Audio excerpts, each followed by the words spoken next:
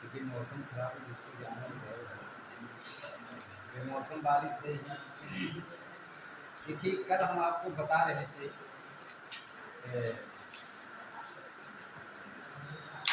प्राथमिक क्षेत्र में, और उसका जो है आज कृषि क्षेत्र का कुछ पाठ रह गया था।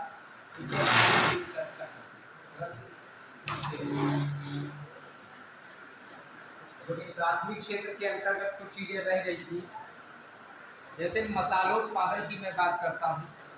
मसालोत्पादन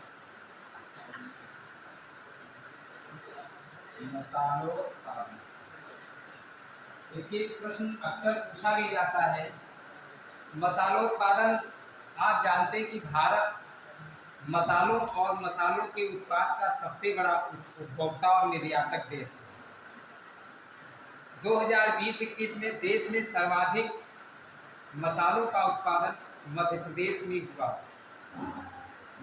सर्वाधिक मसालों का उत्पादन 2020-21 में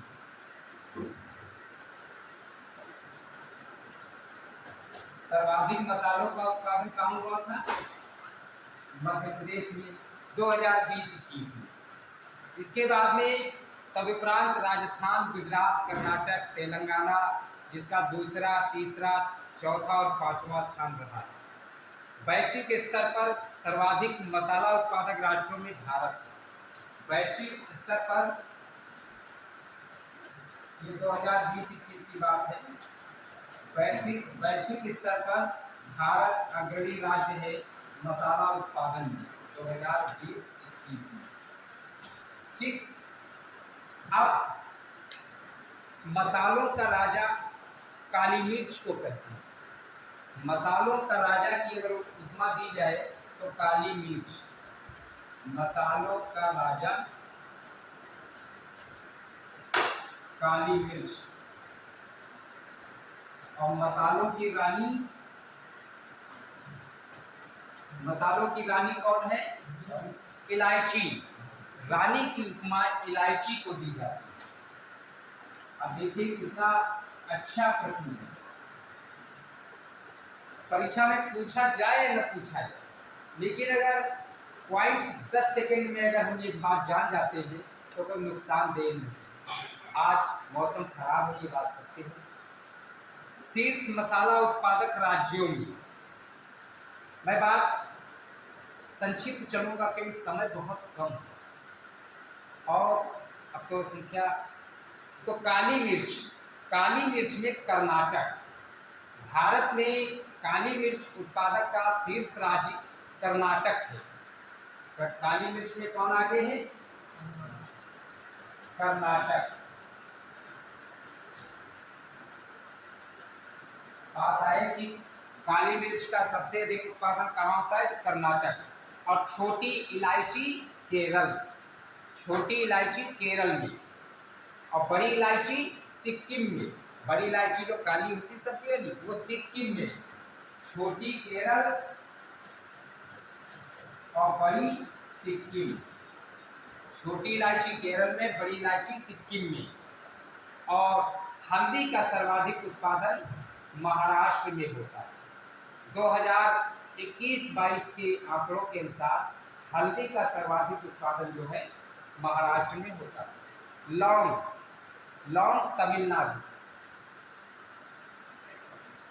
इसके बाद में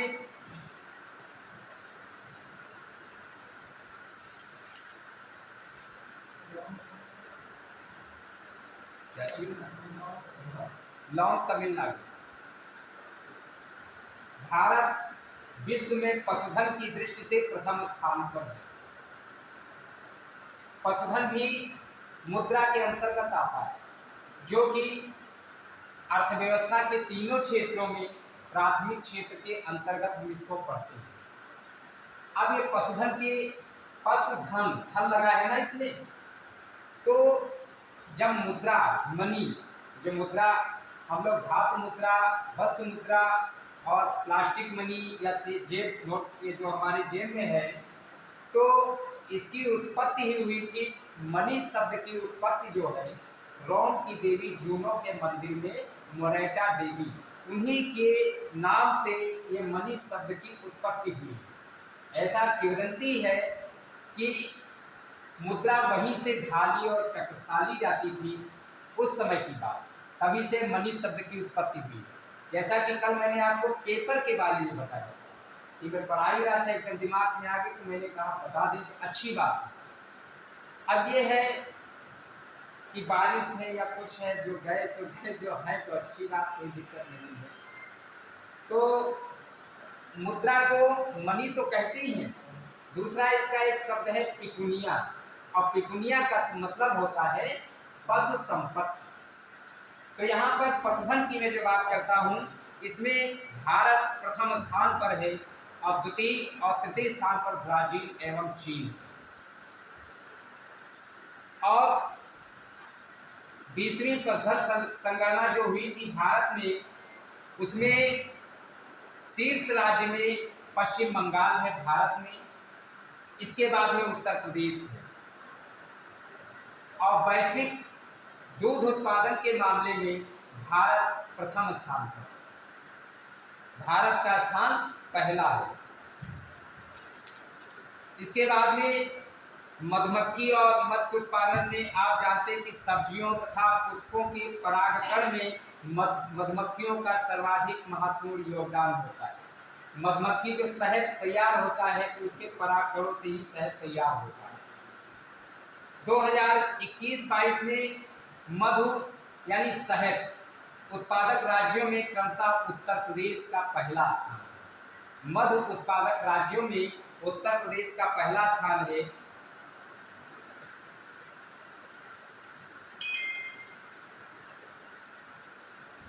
और वैश्विक स्तर पर चीन का पहला स्थान। विश्व में अगर सबसे अधिक शहद का निर्माण होता है, उत्पादन होता है, तो चीन में होता है।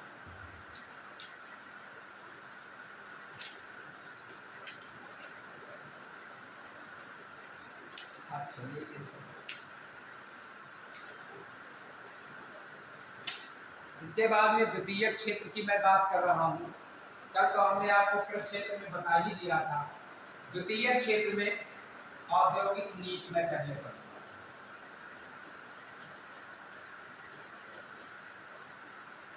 औद्योगिक नीतियां, औद्योगिक नीतियां काफी इंपॉर्टेंट है। आप जानते हैं कि अर्थव्यवस्था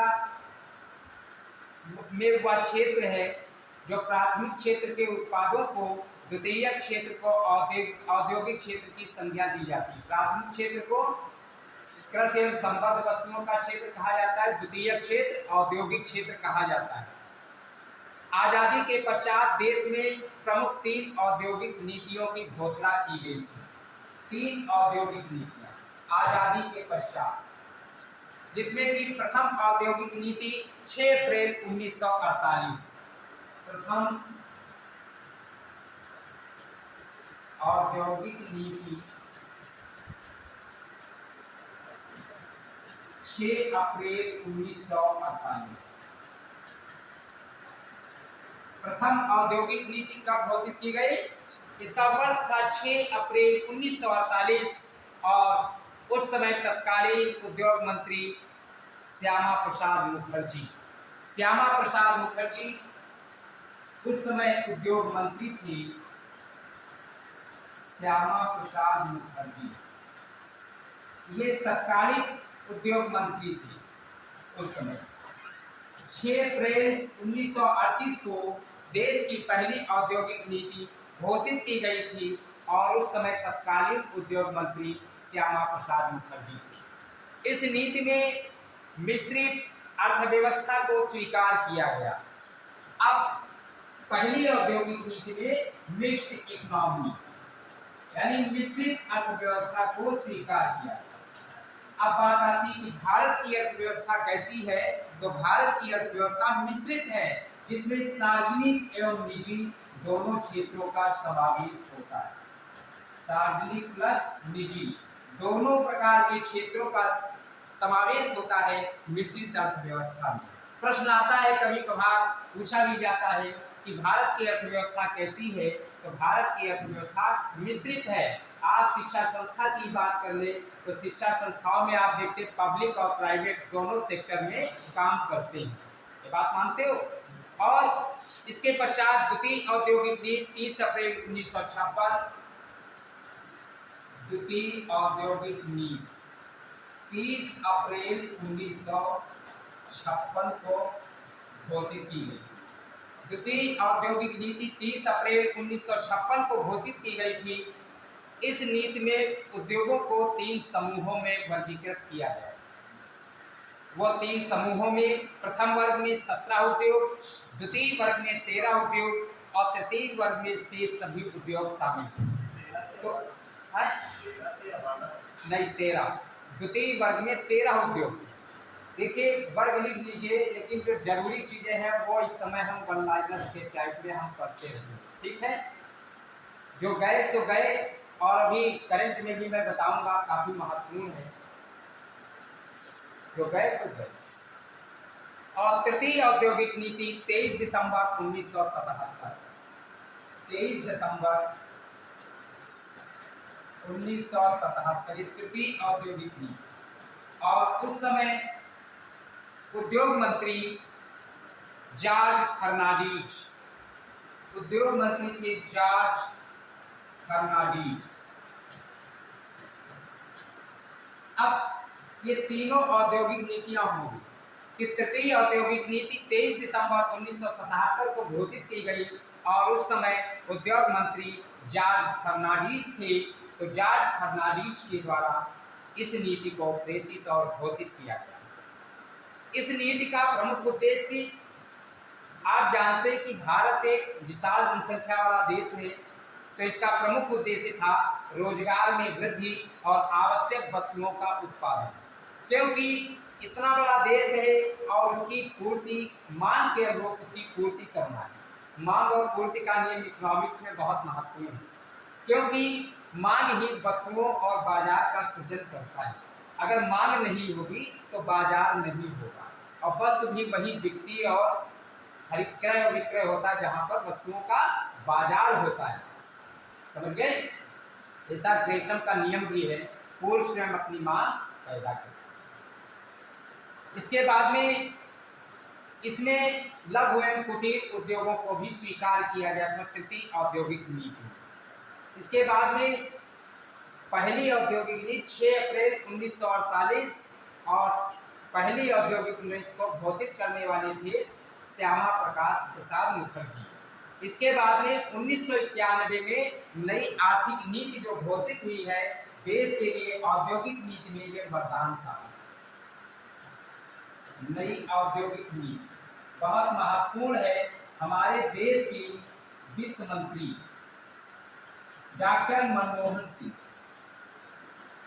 नाम सुना होगा। नई आर्थिक नीति 1991 यानी 24 जुलाई 1991, 24 जुलाई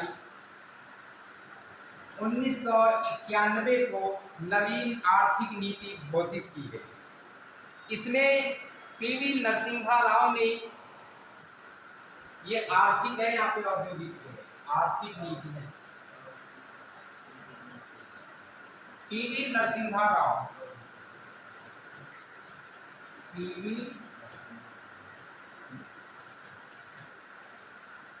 नरसिम्हा राव।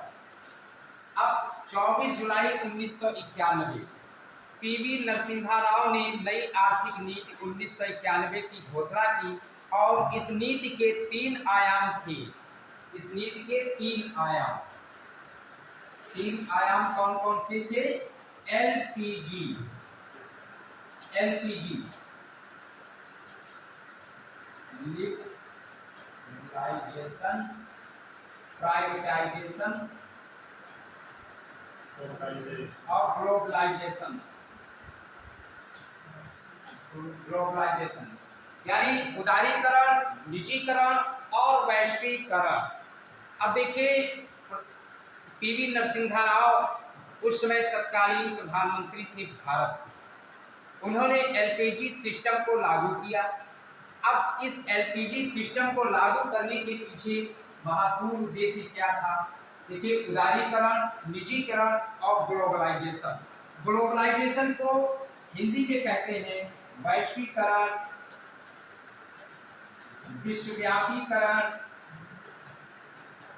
विश्वव्यापीकरण, और भूमंडलीकरण, और इसको भूमंडलीकरण कहते हैं। अब प्राइवेटाइजेशन आप जानते ही हैं, समझ गए सबसे, लिबरलाइजेशन भी समझ गए, लेकिन ग्लोबलाइजेशन में वैश्वीकरण, भूमंडलीकरण, ये कभी कभी शब्दावली हमको कंफ्यूज भी कर देती है। तो देखिए, इसका तात्पर्य सीधा ये होता है संपूर्ण विश्व एक छत के नीचे। भूमंडलीकरण का मतलब है संपूर्ण विश्व एक छत के नीचे। अब कहने का तात्पर्य ये है एलपीजी सिस्टम लागू करने के पीछे, जिसमें कि ग्लोबलाइजेशन, कि भारत का बच्चा अमेरिका भी पढ़ने जाता है, शिक्षा में भी भूमंडलीकरण या भूमंडलीकरण के युग में शिक्षा की भूमिका, तो भूमिका क्या है, महत्व क्या है, ये बातें आप बेहतर समझ सकते हो कि भारत का बच्चा बाहर जाए, कोई प्रतिबंध नहीं, वहां का यहाँ आ रहा, शोध करने आ रहा है, नैमिषारण्य में आता है शोध करने। अब वेद धर्मशाला या वेद विज्ञान पीठ अनुसंधान संस्थान नैमिषारण्य सीतापुर, आपके सीतापुर दिनेश कुमार ने एक हेलमेट भी बनाया था, सेंसर युक्त हेलमेट, जो कि मोटरसाइकिल पर आप बैठेंगे, जब तक हेलमेट नहीं लगाएंगे तब तक वह स्टार्ट नहीं होगी। ऐसा सीतापुर के एक विद्यार्थी ने, दिनेश कुमार ने बनाया। बात समझ रहे हो? देखिए, बातें बहुत कुछ हैं, जब आप बैठे तो तभी न पता मिलेगा। इसके बाद में नई आर्थिक सुधार नीति 1991 के मुख्य क्षेत्रों में पहला था राजकोषीय नीति, मौद्रिक नीति, मूल्य निर्धारण नीति, औद्योगिक नीति, विदेश विनियोग, व्यापार नीति आदि इसके प्रमुख क्षेत्र रहे। इस प्रकार से ये औद्योगिक नीतियों के बारे में है कि एलपीजी को किसने लागू किया, किसने लागू किया? पीवी नरसिम्हा राव प्रधानमंत्री थे, तो वित्त मंत्री डॉक्टर मनमोहन सिंह। मनमोहन और राव का मॉडल भी इसको मैं कह सकता हूँ, ठीक है? ऐसा नहीं कि डॉक्टर मनमोहन से कहा जाए तो आप उनको उपेक्षित कर देंगे। हमारे देश के नहीं बल्कि विश्व के जाने माने अर्थशास्त्री प्रोफेसर थे, इकोनॉमिक्स के थे, ठीक है? इसके बाद में अब मैं ये औद्योगिक क्षेत्र में, देखिए समय यहाँ पर बहुत कम है, तो समय बचा करके ही चलना होगा कि आप बैठे तो समय आपका बर्बाद ना हो। उद्योग के बारे में और मैं एक चीज पूछना चाहता हूँ। उत्तर भारत का मैनचेस्टर कानपुर को कहते हैं, और मुंबई को भारत का काटनोपोलिस एवं मैनचेस्टर कहते हैं। और ये बात है वस्त्र उद्योग के संदर्भ में। वस्त्र उद्योग भारतीय अर्थव्यवस्था में कपड़ा उद्योग कृषि के पश्चात दूसरा स्थान है, और ये भारत का सबसे प्राचीन उद्योग है, कपड़ा उद्योग, जो कि कानपुर में भी 10 सूती मिले हैं, इसलिए इसको उत्तर भारत का मैनचेस्टर कहते हैं, कानपुर। और उत्पादन के रैंक में महाराष्ट्र 12% सूती धागा और 46% सूती वस्त्र तैयार करता है, और गुजरात नंबर 2 पर। रेशम के उत्पादन में रेशम वस्त्र उद्योग, जिसमें भारत का विश्व में चीन के बाद दूसरा स्थान। एक प्रश्न बहुत पूछा जाता है परीक्षाओं में, ये लिख भी लीजिए। असम मूंगा रेशम एवं झारखंड तसर रेशम के उत्पादन में अग्रणी है, और केंद्रीय रेशम बोर्ड कहाँ पर है? बेंगलोर, कर्नाटक। केंद्रीय रेशम बोर्ड, केंद्रीय रेशम बोर्ड कहाँ पर है? बेंगलोर कर्नाटक। और केंद्रीय मूंगा ईरी अनुसंधान, केंद्रीय मूंगा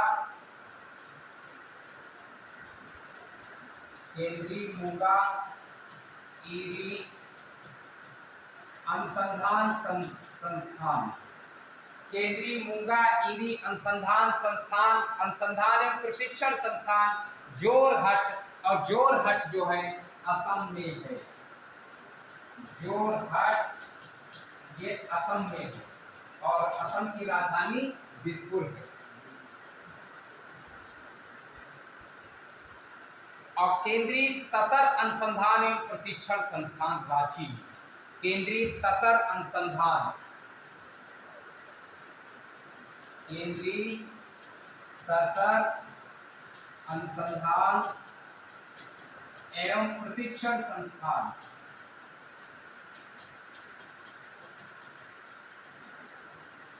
प्रशिक्षण संस्थान ये कहां पर है? रांची झारखंड में है, रांची झारखंड।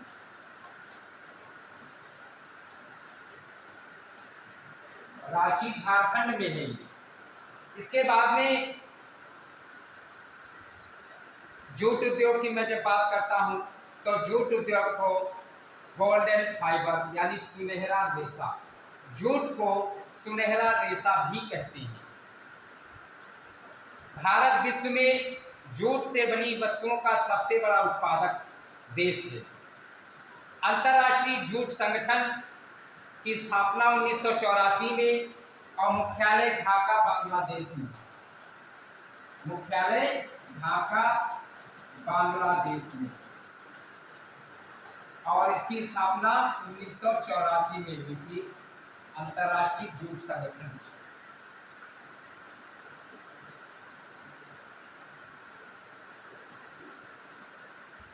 ये बताइए पश्मीना बकरी एवं पश्मीना बकरी ये कहां पर पाई जाती है? जम्मू कश्मीर में। पश्मीना साल, पश्मीना की जो साल होती है वो जम्मू कश्मीर में पाई जाती है।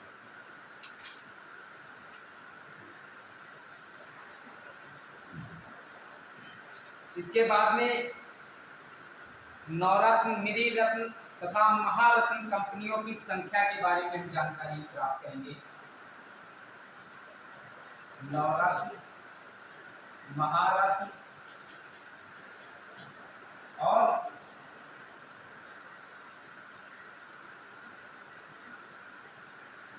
और मिनी रत्न।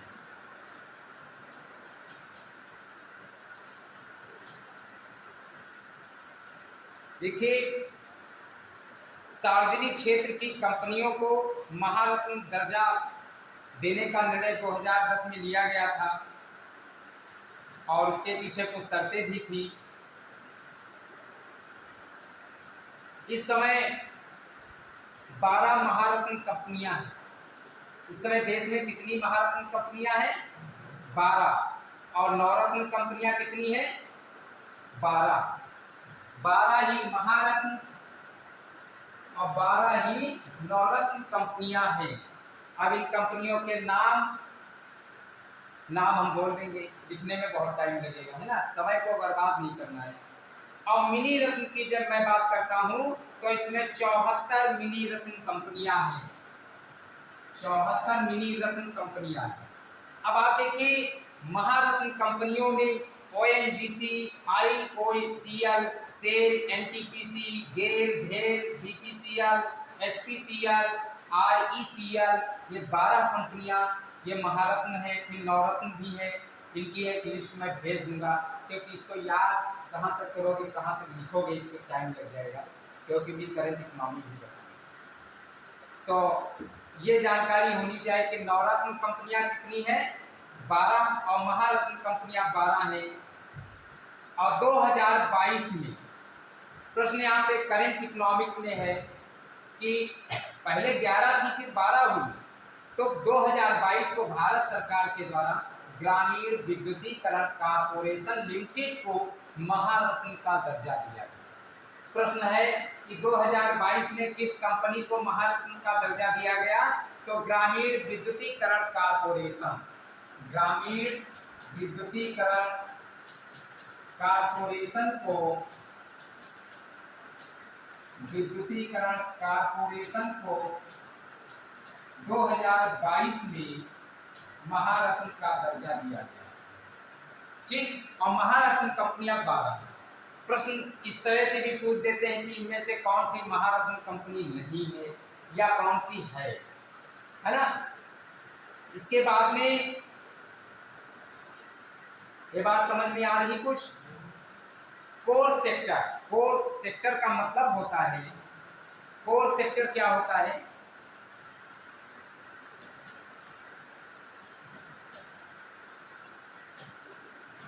कोर सेक्टर देखिए ऐसे आधारभूत उद्योग जो किसी अर्थव्यवस्था के विकास हेतु आधारभूत संरचना का निर्माण करते हैं, कोर सेक्टर की संख्या से विहित किए जाते हैं।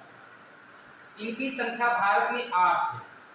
कोर सेक्टर के जो उद्योग है जैसे कोयला, कच्चा तेल, प्राकृतिक गैस, रिफाइनरी, उर्वरक, इस्पात, सीमेंट, विद्युत, ये सब कोर सेक्टर के अंतर्गत आते हैं। बात समझ गए?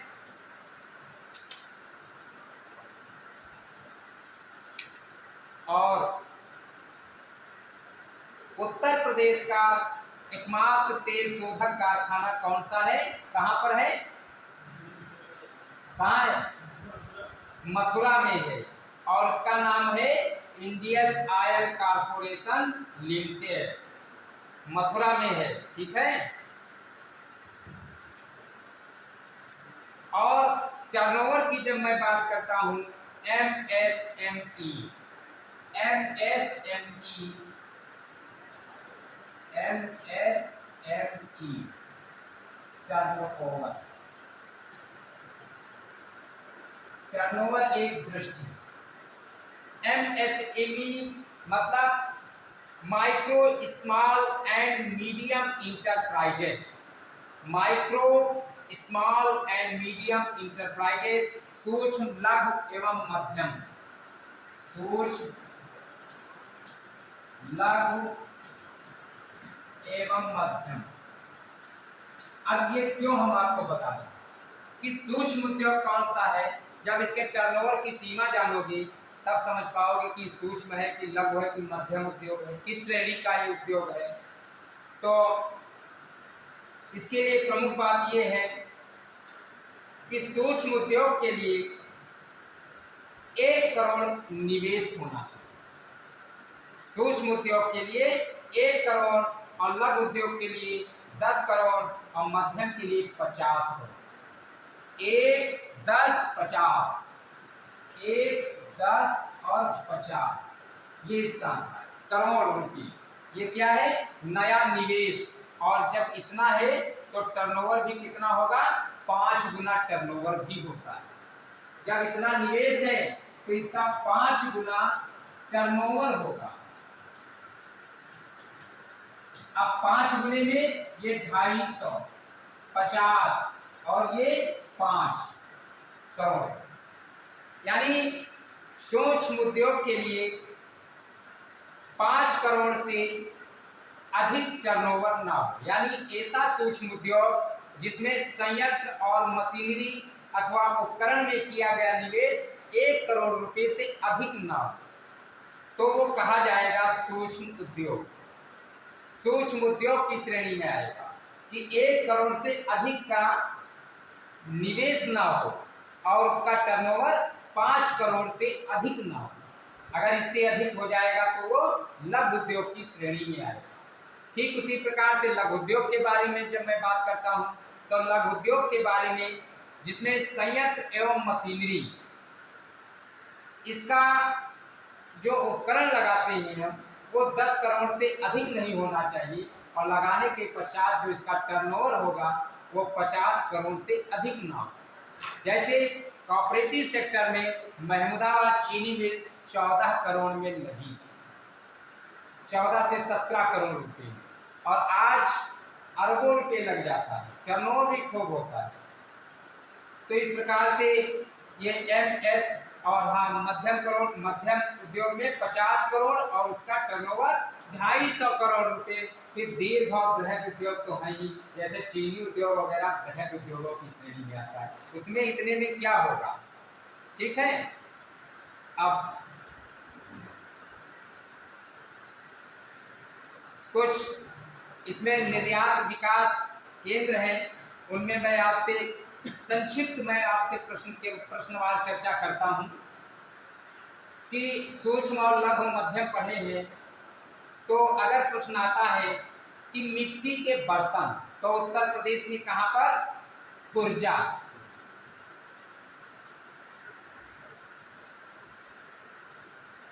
कहां पर, खुर्जा में।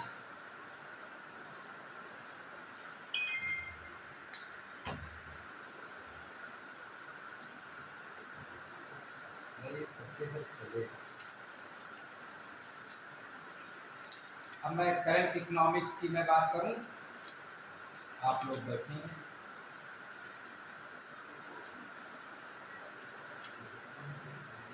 करंट इकोनॉमिक्स में आप प्रश्न जो है समझेंगे कि देश का पहला पूर्ण डिजिटल बैंकिंग राज्य, देश का पहला पूर्ण डिजिटल बैंकिंग राज्य, डिजिटल बैंकिंग राज्य कौन बना है। बहुत इंपॉर्टेंट है ये प्रश्न, क्योंकि जब सीरीज हमारी चल रही है, प्राथमिक क्षेत्र कल बताया था, द्वितीय क्षेत्र में जो कुछ था वो आज, और करंट इकोनॉमिक्स डेली चलेगा, क्योंकि ये करंट अफेयर्स को भी पकड़ रहा है। तो देश का पहला पूर्ण डिजिटल बैंकिंग राज्य केरल है, और डिजिटल बैंकिंग किसी व्यक्ति को बैंक शाखा में व्यक्तिगत रूप से उपस्थित हुए 24 घंटा और 7 दिन सेवाएं व्यक्तिगत रूप से उपलब्ध कराता है। कि डिजिटल बैंकिंग राज्य है, कि बैंक जाने की जरूरत नहीं है। और 7 जनवरी 2023 को केरल सभी पात्र खातों में डिजिटल बैंकिंग को लागू करने वाला देश का पहला राज्य बन गया। तो प्रश्न यहाँ पर है कि देश का पहला पूर्ण डिजिटल बैंकिंग राज्य कौन सा है, केरल है। और अगला प्रश्न है,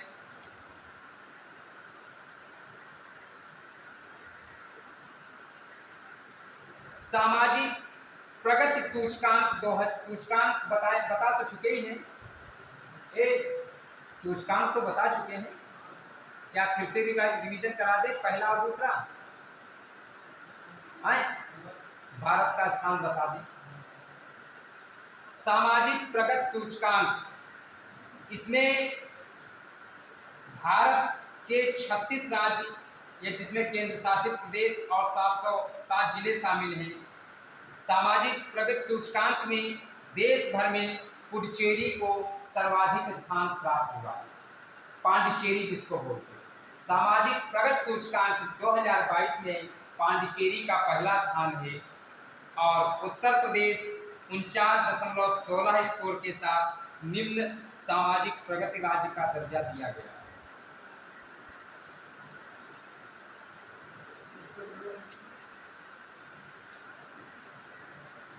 कोई स्थान है क्या निम्न सामाजिक प्रगति का दर्जा है, पहले दूसरे में कहा है, इसमें आ रहा है। यूपी के सिर्फ 14 जिले आते हैं स्तर 6 में, इसमें स्तर बटे हैं, जो कि स्तर 1st, 2nd, 3rd, 4th, 5, 6। जैसे एक मैं पढ़ रहा था 180 देश में भारत का स्थान 180वां है, लास्ट में।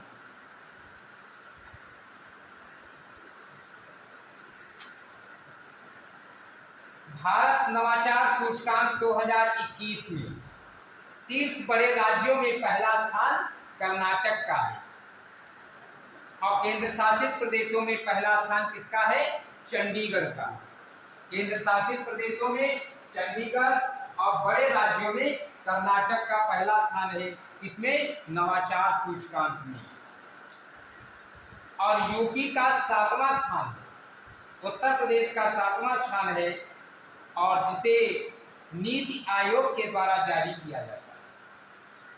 21 जुलाई 2022 को भारत का नवाचार सूचकांक जारी किया गया, जिसमें नवाचार सूचकांकों में पहला राज्य, प्रथम स्थान पर शीर्ष राज्य कर्नाटक है और केंद्र शासित प्रदेशों में चंडीगढ़ है और उत्तर प्रदेश का 7वां स्थान है।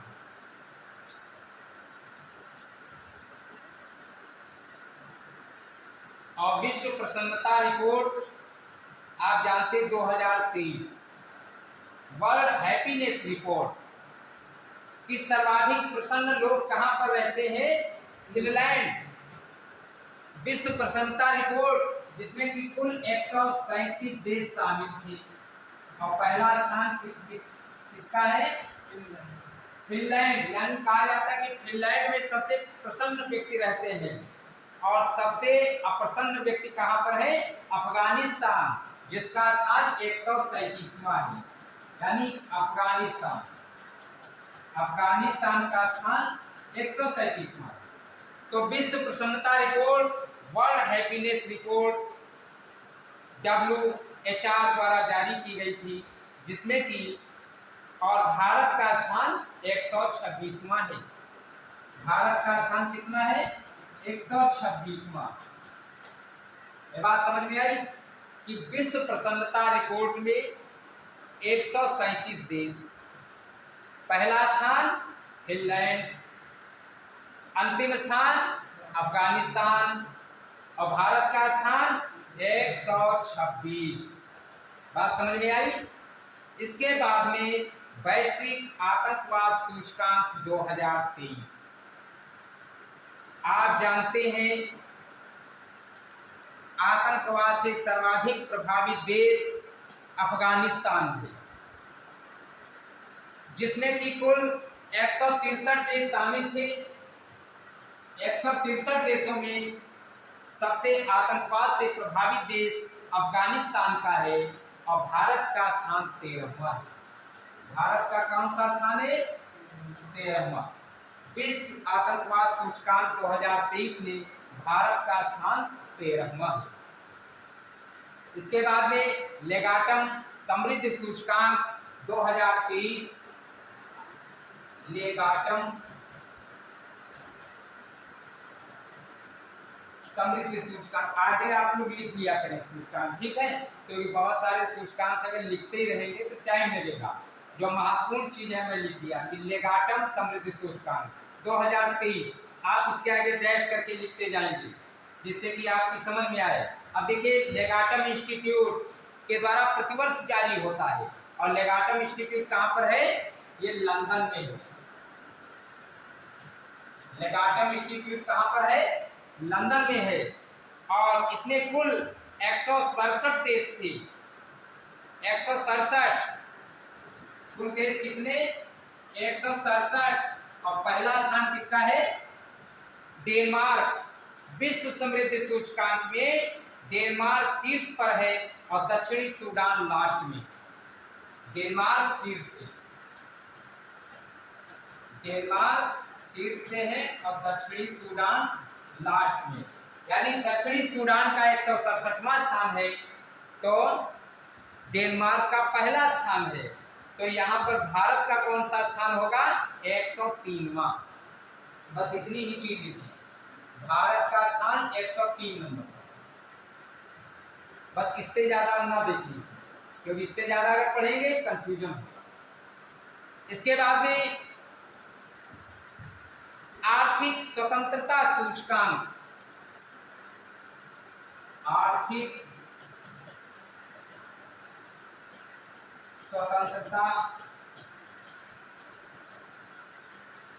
सूचकांक 2023। अब आर्थिक स्वतंत्रता सूचकांक 2023 सर्वप्रथम 1995 में इसको प्रकाशित किया गया था। प्रकाशन वाशिंगटन DC अमेरिका में दी हेरिटेज फाउंडेशन के द्वारा, जिसमें कि 184 स्वायत्त देशों का अध्ययन है। 184 स्वायत्त देशों का अध्ययन है और इन स्वायत्त देशों में सिंगापुर विश्व की सबसे स्वतंत्र अर्थव्यवस्था घोषित है। यानी जब आर्थिक स्वतंत्रता की मैं बात करता हूं तो सिंगापुर का स्थान पहला है और भारत का स्थान कौन सा है? 131वां स्थान। आर्थिक स्वतंत्रता सूचकांक में भारत का स्थान 131वां है।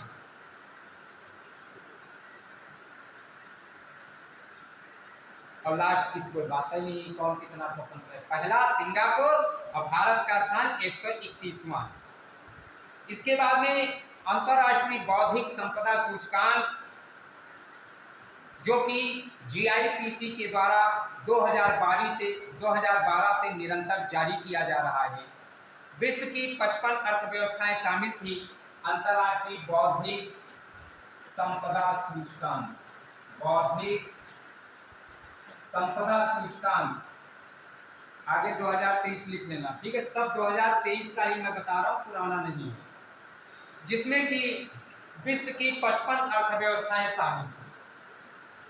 विश्व की बौद्धिक संपदा में 55 अर्थव्यवस्थाएं सम्मिलित थी, जिसमें शीर्ष देशों में USA है। और शीर्ष देशों में कौन सा है? USA। और अंतिम देश Venezuela. USA United state of America पहला स्थान है, तो 55वां स्थान वेनेजुएला है। और वेनेजुएला में आप जानते हैं तेल के प्रिय के भंडार है। वेनेजुएला का 55वां स्थान है। और बात आती है फिर बौद्धिक संपदा सूचकांक में भारत का कौन सा स्थान है? तो भारत का स्थान 42वां है। 42वें नंबर पर भारत है। 42वें नंबर पर कौन सा देश है? अपना देश भारत है। इसके बाद में भ्रष्टाचार बोध सूचकांक 2022। भ्रष्टाचार बोध सूचकांक, भ्रष्टाचार बोध सूचकांक 2022। देखिए 1995 से ट्रांसपेरेंसी इंटरनेशनल, जिसका सचिवालय बर्लिन जर्मनी में है, जिसमें कि विश्व के 180 देश शामिल हैं। विश्व के 180 देश शामिल। अब 0 से 100 तक, 0 का मतलब होता है सर्वाधिक भ्रष्ट और 100 का मतलब है सर्वाधिक ईमानदार।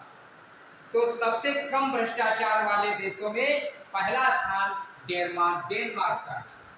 यानी सबसे कम भ्रष्टाचार अगर कहीं पर है तो डेनमार्क। और डेनमार्क क्या विश्व में दूध की मंडी है? पढ़े नहीं हो? तो डेनमार्क का पहला स्थान है। किसका है? और सर्वाधिक भ्रष्टाचारी देशों में सोमालिया 180 नंबर पर है। सोमालिया 180 नंबर पर कौन सा देश है? सोमालिया।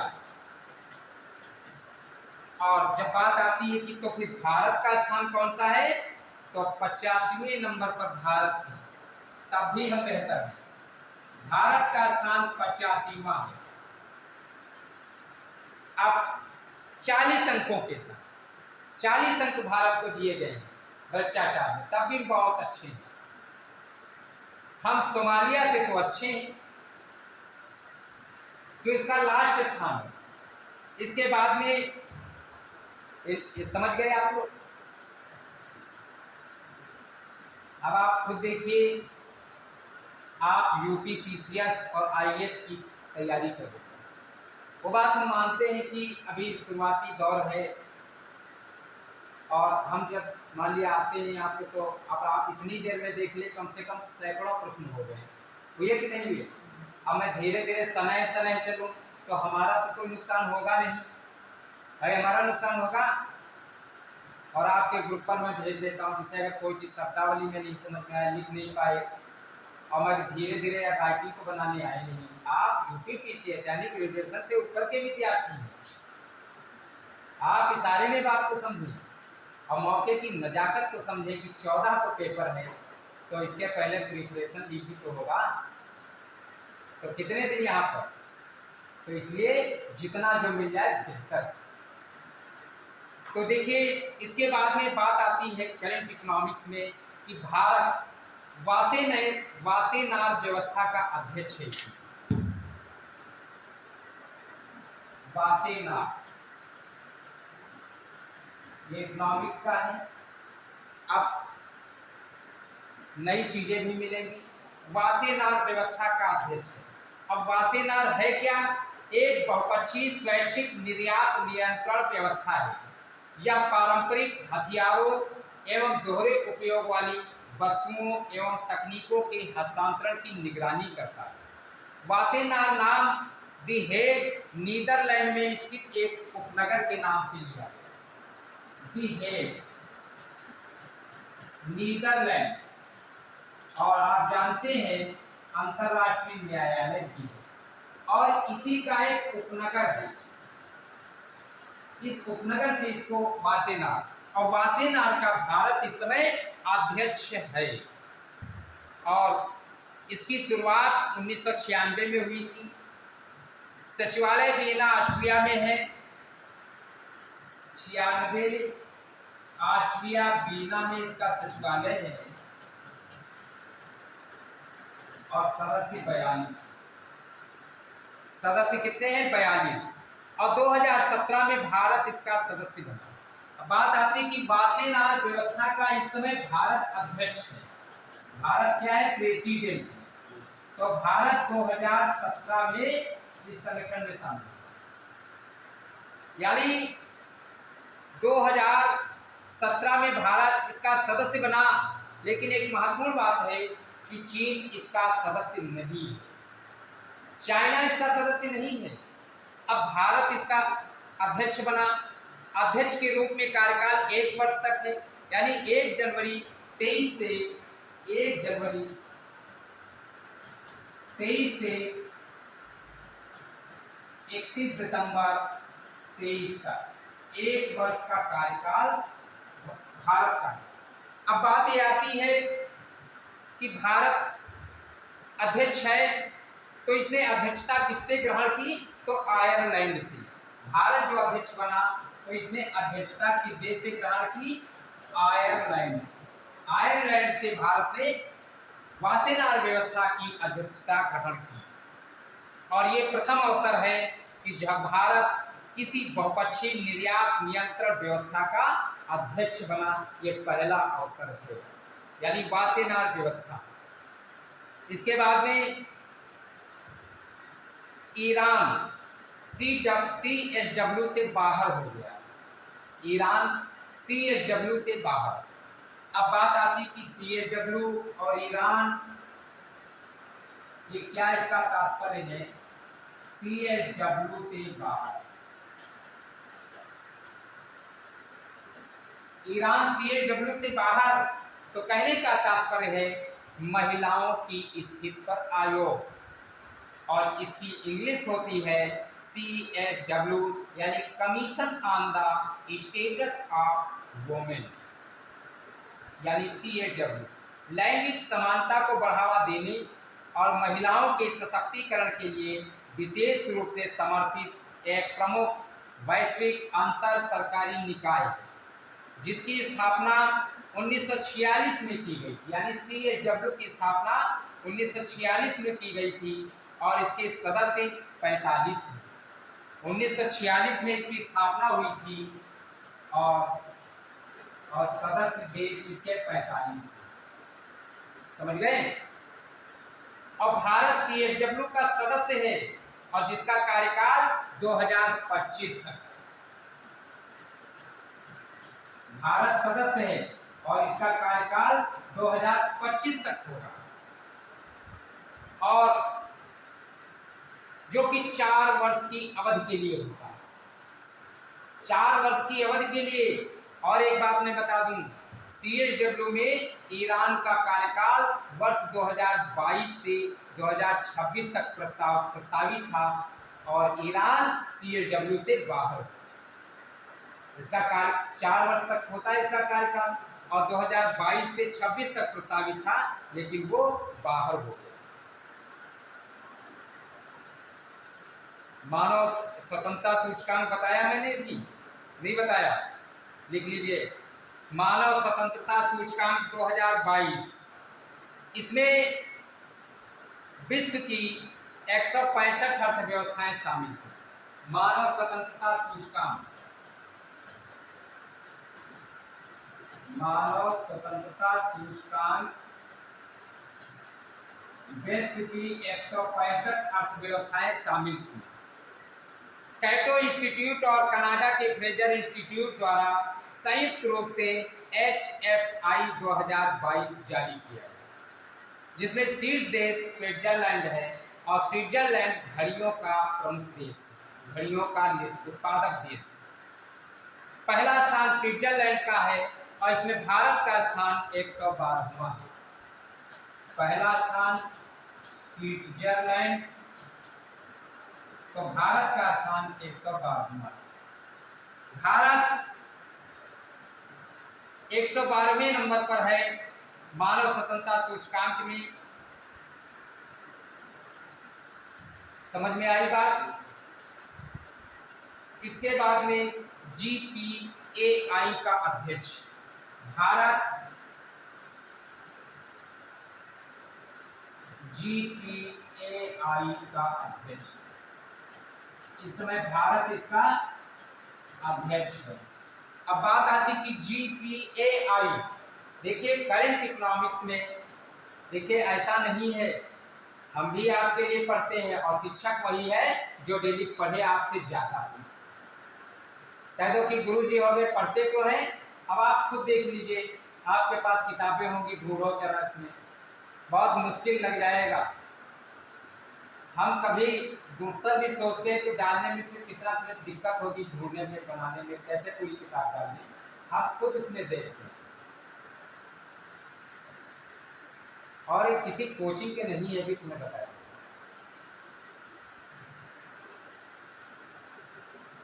हर कई मित्र हैं इसको लिखते हैं किताबें।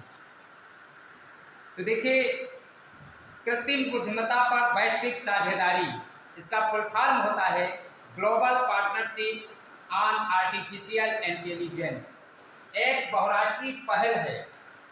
ये सदस्य राष्ट्रों के मध्य कृत्रिम बुद्धिमत्ता AI के क्षेत्र में सहयोग के बढ़ाने के लिए एक वैश्विक साझेदारी है और GPAI का सचिवालय पेरिस स्थित OECD में किया गया और GPAI के इस समय 29 सदस्य देश हैं। इसके 29 सदस्य देश हैं इस समय।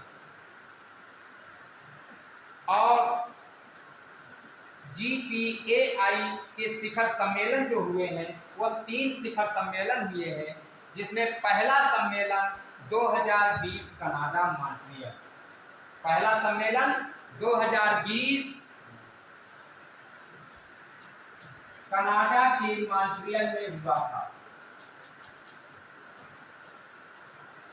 GPAI का प्रथम शिखर सम्मेलन 3 से 4 दिसंबर 2020 कनाडा के मॉन्ट्रियल में, दूसरा सम्मेलन 11 से 12 नवंबर 2021 पेरिस फ्रांस में, पेरिस फ्रांस 2021 में, दूसरा और तीसरा 2022 में हुआ। और 2022 माने 22 नवंबर 2022 को टोक्यो जापान में हुआ, टोक्यो जापान। अब ये GPAI, ये जो संगठन है कृत्रिम बुद्धिमत्ता पर वैश्विक साझेदारी, तो देखिए इसको 2020 में तो लॉन्च ही किया गया और इसके 3 शिखर सम्मेलन हुए, जिसमें पहला शिखर सम्मेलन कनाडा के मॉन्ट्रियल में, दूसरा पेरिस फ्रांस, तीसरा टोक्यो जापान में हुआ है। बात समझ गए? भारत इस समय GPAI का अध्यक्ष है। बाकी WTO IMF में पढ़ ही चुके हो, ये तो पता ही तुम लोगे, लेकिन ये नई चीजें भी आपको पढ़ना है, क्योंकि हमें सिर्फ 14 तारीख को पेपर देके बिल्कुल फुर्सत में नहीं बैठना।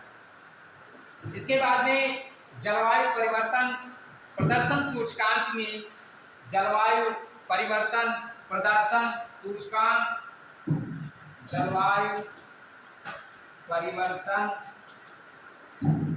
प्रदर्शन सूचकांक 2023, बात समझ में? इसमें पहला स्थान डेनमार्क का, पहला स्थान किसका है? डेनमार्क का है। और भारत की रैंक कौन सी है? भारत की रैंक 8वीं है। और पहला स्थान डेनमार्क, तो भारत की 8वीं रैंक है। और वैश्विक भूख सूचकांक 2022 बहुत इंपॉर्टेंट है।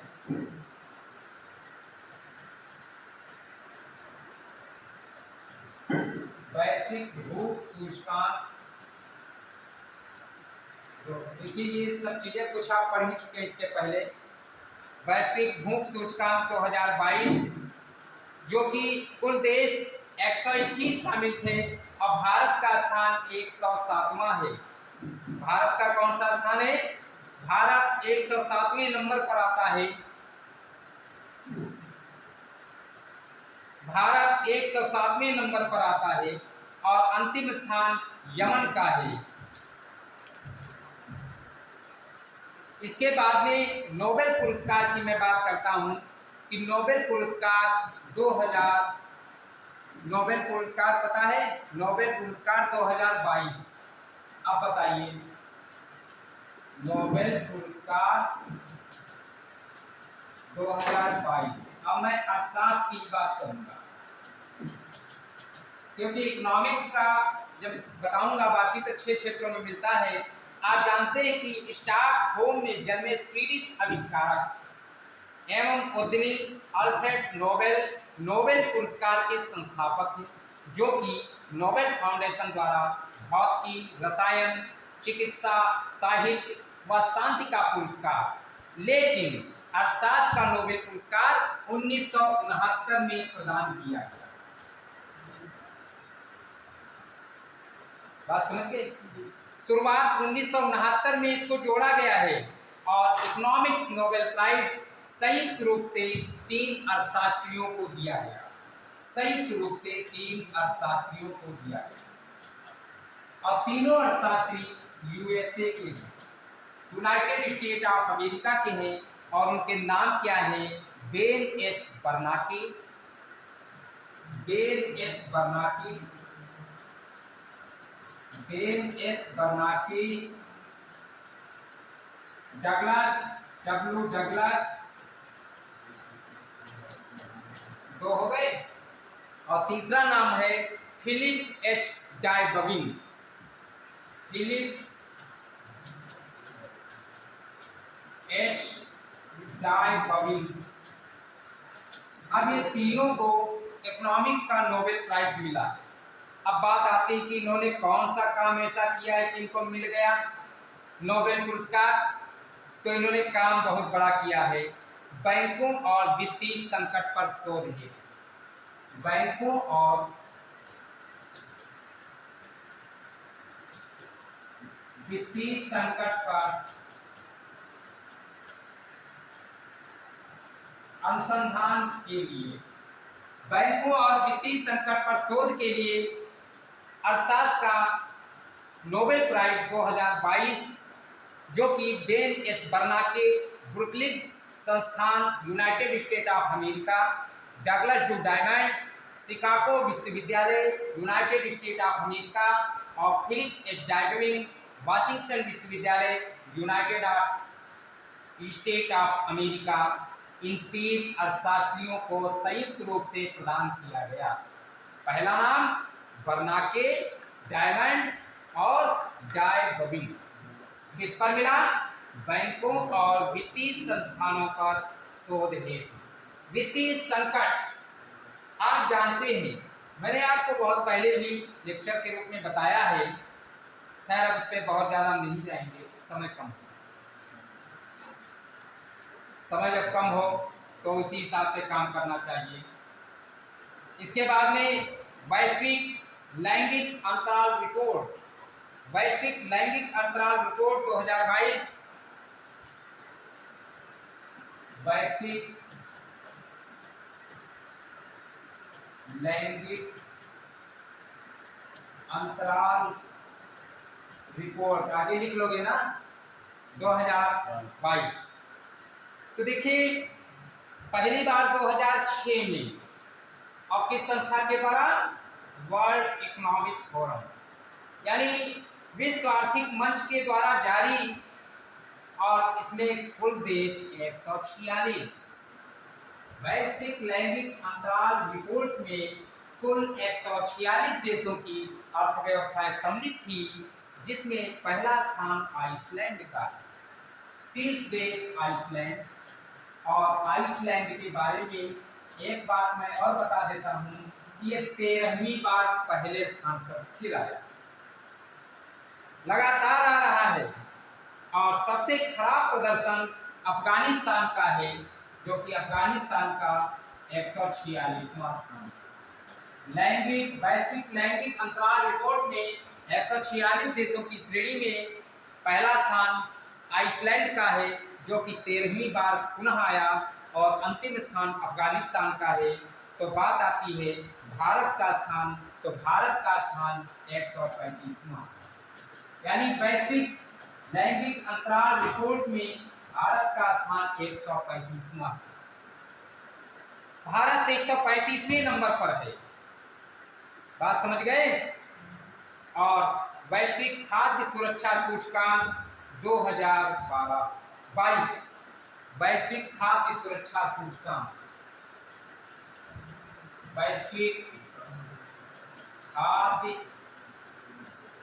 सुरक्षा सूचकांक 2022, ठीक। इसमें कुल 113 देश, कितने शामिल थे? कुल 113 देश। अब 113 देशों में 4 स्तंभों के आधार पर इसका मूल्यांकन करते हैं। पहली चीज तो खाद्य सामर्थ्यता, फिर सामर्थ्यता है तो खाद्य की उपलब्धता कितनी है, और उपलब्धता है तो इसकी गुणवत्ता और सुरक्षा कितनी है, कि सड़े तो नहीं खा रहे हैं। और इसके बाद में बात आती स्थिरता व अनुकूलन, कि स्थिर है कि नहीं, कि एक ही दिन पा गए फिर फुर्सत हो गई, फिर भूखे मर रहे हैं, है ना। तो लंदन स्थित इकोनॉमिस्ट इम्पैक्ट द्वारा डिजाइन एवं निर्मित कार्टेवा एग्रीसाइंस द्वारा प्रायोजित GFSI 2022, GFSI 2022 में शीर्ष देश कौन सा है? फिनलैंड। पहला स्थान फिनलैंड का है और भारत का 68वां स्थान। पहला स्थान फिनलैंड और भारत का स्थान 68वां है। भारत 68वें नंबर पर आता है वैश्विक खाद्य सुरक्षा सूचकांक में। बात समझ में आई कि नहीं आ रही है? और वैश्विक शांति सूचकांक 2022,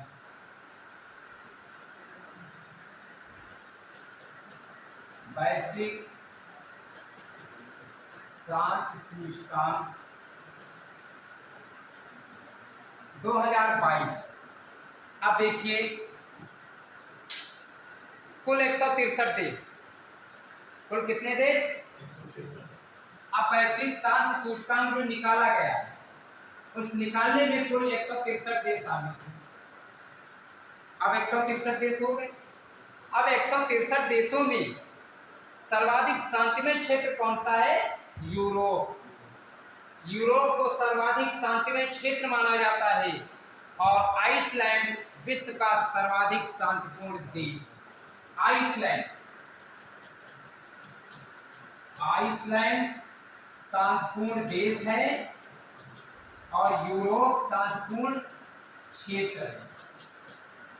यूरोप शांतिपूर्ण क्षेत्र है तो आइसलैंड शांतिपूर्ण देश है, और अफगानिस्तान सर्वाधिक अशांत देश है।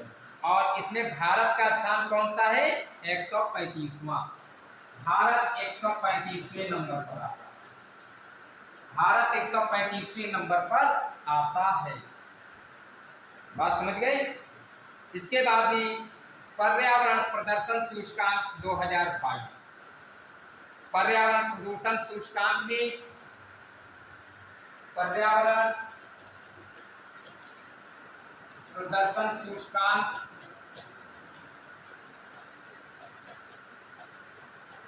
2022। अब इसमें 180 देश, कितने देश?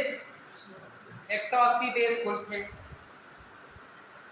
कोलंबिया विश्वविद्यालय के अर्थ इंस्टीट्यूट स्थित the centre for international earth science information network, ये संस्था थी जिसने जारी किया, और ईपीआई 2022 में, ईपीआई 2022 में डेनमार्क पर्यावरण प्रदूषण सूचकांक में पहला स्थान है, और अंतिम 3 देशों में भारत का पहला स्थान, यानी 180वें नंबर पर हमारा भारत है। ईपीआई में 180वां। अब पूछा जाए अंतिम स्थान भारत का 180वां, पूछा जाए भारत का कौन सा स्थान, तो 180वें पर लास्ट में है। ये बात तो रही कुछ इकोनॉमिक्स से रिलेटेड सूचकांक, करंट इकोनॉमिक्स, जो भी आप इसमें पढ़ना है पढ़ते रहिएगा। कुछ समझ में आ रहा है? देखिए, परीक्षा का समय निकट है, आपसे इतना बात करने के लिए टाइम कहाँ है?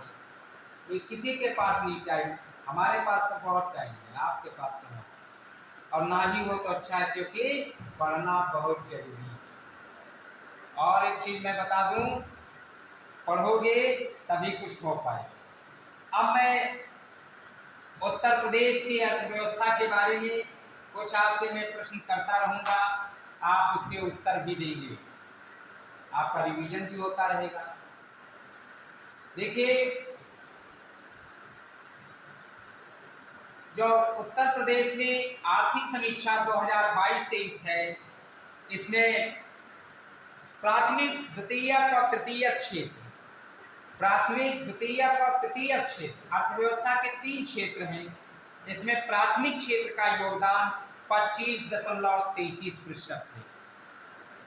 प्राथमिक क्षेत्र में 25.33% है, यानी अर्थव्यवस्था में 25.33% योगदान करता है, और द्वितीय क्षेत्र 26.74%, और तृतीय क्षेत्र 47.93। अब बात आती है कि अर्थव्यवस्था में किस क्षेत्र का सर्वाधिक योगदान है, तो सेवा क्षेत्र का, यानी सकल राज्य घरेलू उत्पाद में, सकल राज्य घरेलू उत्पाद में किस क्षेत्र का सर्वाधिक योगदान है, तो सेवा क्षेत्र का सर्वाधिक योगदान है, जिसका प्रतिशत 47.93% है।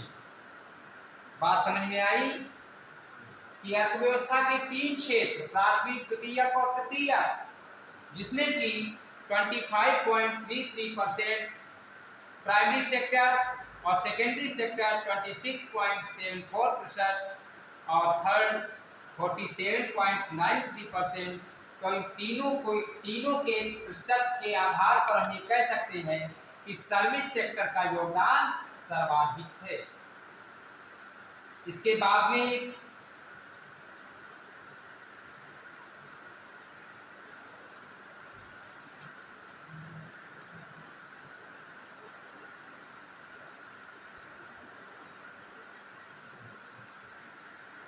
उद्योगों के बारे में आप जानते ही होंगे कि कागज उद्योग उत्तर प्रदेश में सहारनपुर, ठीक है, कागज उद्योग के लिए सहारनपुर, कागज अनुसंधान संस्थान भी वहां पर। सूरमा उद्योग बरेली, क्योंकि ये सुमेलित टाइप में क्वेश्चन आते हैं कि सूरमा, माचिस कारखाने, बांस उद्योग, इस तरह से पूछा जाता है। पूछ दिया, सुमेलित कीजिए, नैमिषारण्य, सीतापुर, हरदोई, लखीमपुर कहाँ है? इन पर हमारी चीते की चाल और बाज जैसी नजर रखनी है, बाज जैसी नजर रखना है, समझ गए? ब्लैक कॉटनी उद्योग आजमगढ़, अभी सरकार ने एक जिला एक उत्पाद निर्धारित किया। मैंने कल एक बहुत अच्छा क्वेश्चन हरदोई और संगीला के लिए बताया। तो इसमें एक जिला एक उत्पाद योजना के तहत ये बताइए, बहराइच, एक जिला एक उत्पाद, तो बहराइच में गेहूं का डंठल आप जानते हो, गेहूं के डंठल की कलाकृतियां बनती हैं। तो ये बहराइच, हरदोई, हथकरघा, हाथरस, हींग। पूछते हैं कहाँ से हींग बेच रहे हैं, तो कहा हाथरस से भले यही। ये पेठा आगरा मशहूर है, भले हो लखनऊ का ही। अब शामली, एक्सल, एक्सल रिंग और धुरा जिसको एक्सल बोलते हैं, वो कहाँ का है? शामली। दरी सीतापुर की। कालीन भदोही बनारस।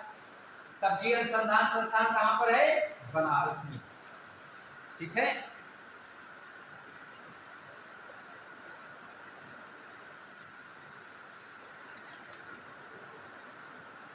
टेक्सटाइल व हौजरी पार्क कहाँ पर है? कानपुर में। टेक्सटाइल व hosiery park Kanpur. Tronica city Ghaziabad में। अपैरल पार्क टोनिका सिटी, किसको कहते हैं? गाजियाबाद।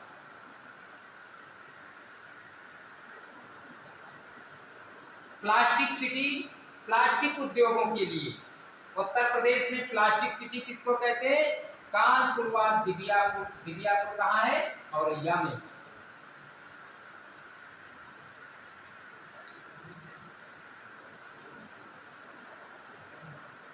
अब देखिए, उत्तर प्रदेश से रेशम के बारे में भी कभी कभी बहुत पूछते हैं।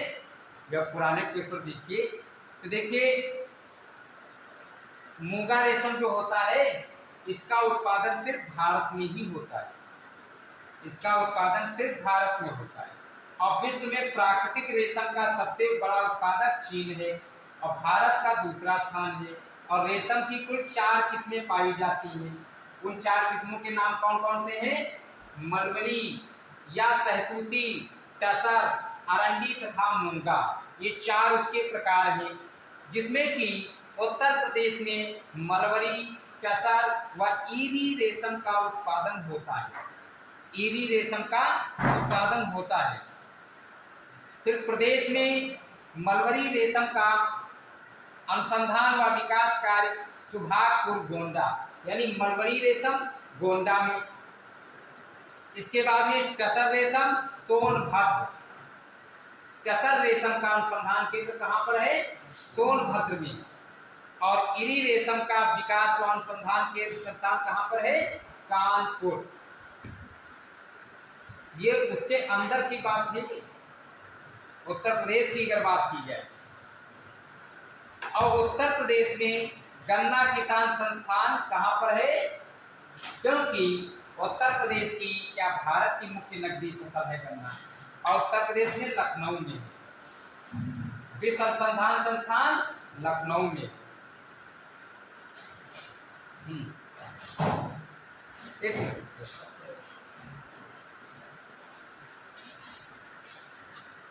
आज के लिए सिर्फ इतना ही। और जो कुछ भी आपको बताया गया है, हम इसको पर्याप्त नहीं समझते हैं, बहुत अपर्याप्त समझते हैं। लेकिन फिर भी इससे अधिक जो कुछ भी मैं ग्रुप बना के भेज देता हूँ, क्योंकि हर एक चीज़ आप जानते हैं लिख पाना। अब आप 1.5 घंटे में देखिए कितने क्वेश्चन हैं। यहाँ पर खड़े होकर जब बोलो तब समझ में आता। हम जानते हैं कम से कम 500 से अधिक क्वेश्चन है। ठीक है, क्योंकि इकोनॉमिक्स तो एक अप टू डेट सब्जेक्ट है, इसका कोई क्षेत्र इतना सीमित नहीं है। चला बंद कर दीजिए।